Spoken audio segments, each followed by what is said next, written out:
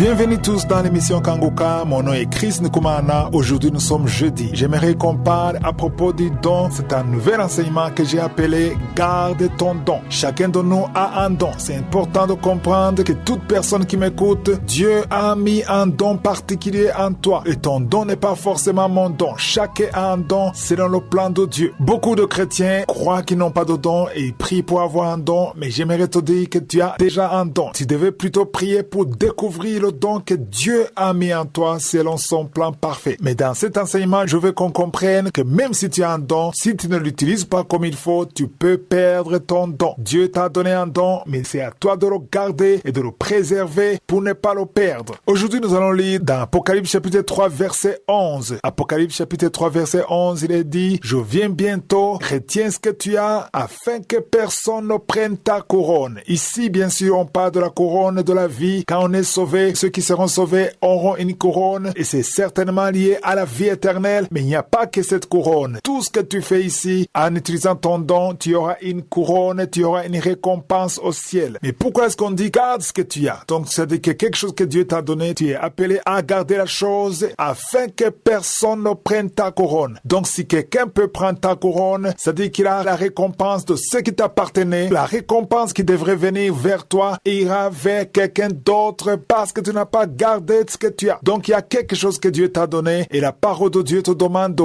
garder, de préserver, de protéger ce qu'il t'a donné. C'est-à-dire qu'il faut retenir ce que Dieu t'a donné parce que tout ce que Dieu t'a donné, il y a une récompense qui est liée à ce que tu as reçu de Dieu. Mais avant tout, il faut comprendre que tout le monde a un don. Toi qui m'écoutes, tu as un don particulier. Quand je parle de don, ce n'est pas forcément le don d'être évangéliste, d'être pasteur, d'être prédicateur. Quand je parle de don, je parle de quelque chose que tu as qui te distingue des autres. Il y a quelque chose de particulier que tu as que les autres n'ont pas et c'est ça le don. Il y a quelque chose qui te distingue des autres. Comment est-ce que je peux être sûr que chacun de nous a un don particulier? Lisez dans Éphésiens 4 verset 7. Il est dit, mais à chacun de nous la grâce a été donnée selon la mesure du don de Christ. On a bien dit à chacun de nous. C'est-à-dire que chacun de nous, il a une grâce qui lui a été donnée. Toi qui m'écoutes, il y a une grâce que Dieu t'a donnée. Quand on parle de grâce, c'est la puissance de Dieu qui te permet de faire ce que tu ne pourrais pas faire de toi-même. Donc il y a quelque chose de particulier que tu as, que Dieu t'a donné selon la mesure du don de Christ. Pourquoi est-ce qu'on dit selon la mesure? Parce que c'est mesuré. La quantité, la grandeur et la puissance du don dépendent de Dieu. Ici, quand je parle de don, je ne parle pas uniquement des dons spirituels. Peut-être tu as une intelligence particulière. Ça, c'est un don. Peut-être tu as un don de communiquer. Tu parles facilement, tu as une facilité de parler et quand tu parles, les gens sont convaincus juste par la façon dont tu parles. Ça, c'est un don. C'est ça qui te distingue. Donc, la parole de Dieu dit que chacun de nous a une grâce qui lui a été donnée. Ça, c'est Dieu qui t'a donné. Tu n'as pas créé ça. Tu peux te dire que tu es intelligent. Tout le monde te dit que tu es intelligent. Et toi-même, tu sais que tu es intelligent. Tu vois les notes que tu as à l'école. Tu vois la façon de réfléchir. Ça, c'est un don. Il faut pas te dire que tu es intelligent parce que tu as fait beaucoup d'études, tu as réussi à l'école. Mais si tu as réussi alors que les autres échouent, c'est-à-dire que tu as reçu l'intelligence venant de Dieu. Tu as une intelligence particulière et ça t'a été donné. La plupart des gens qui ont des dons ne reconnaissent pas qu'ils ont reçu. Ils se vantent. Ils veulent que les autres les respectent à cause des dons. Mais il faut comprendre que le don que tu as, c'est Dieu qui t'a donné. C'est un don. C'est un cadeau. En anglais, on parle de gift. C'est un cadeau que tu as reçu. Mais le but de cet enseignement, c'est de comprendre que si Dieu te donne un don, ce n'est pas juste pour te donner un don. Ce n'est pas juste pour ton plaisir. Mais c'est parce que le don que tu reçois a un but particulier. Dieu te donne un don avec une mission. Il y a une mission qui est liée à un don. Chaque don que tu reçois de Dieu, Dieu a une mission. Il y a un but particulier et il faut prier pour que le don de Dieu te permette d'accomplir ce que Dieu a planifié à travers ce don. La deuxième chose que j'aimerais qu'on comprenne, c'est que le don que tu as ne t'appartient pas et ce n'est pas pour tes intérêts, mais c'est pour la gloire de Dieu. Si vous lisez dans 1 Corinthiens 4, verset 7, il est dit, qui est-ce qui te distingue? Qu'est-ce que tu as que tu n'as pas reçu? C'est ce qui est écrit au verset 7. Qu'est-ce que tu as que tu n'as pas reçu? Et si tu l'as reçu, pourquoi te glorifies-tu comme si tu ne l'avais pas reçu? Peu importe le don que tu as, ça peut être l'argent, peut-être tu as la richesse, mais tout ce que tu as, tu l'as eu et ça te distingue des autres parce que tu l'as reçu. Et si tu l'as reçu, tu ne devrais pas te glorifier parce que tu l'as reçu. C'est Dieu qui t'a donné ce que tu as. Tout le monde est impressionné par tes qualités, ton don, ton savoir-faire. Mais il faut comprendre que c'est Dieu qui t'a donné ça et Dieu est jaloux de ses dons. Il t'a donné ça pour un but et il faut que ce don accomplisse la volonté de Dieu. Jeudi prochain, nous verrons que si tu ne fais pas attention, tu peux même perdre ce que Dieu t'a donné. Ce don que tu as, tu peux le perdre si tu ne fais pas attention. Donc nous devons veiller et utiliser les dons selon le plan de Dieu.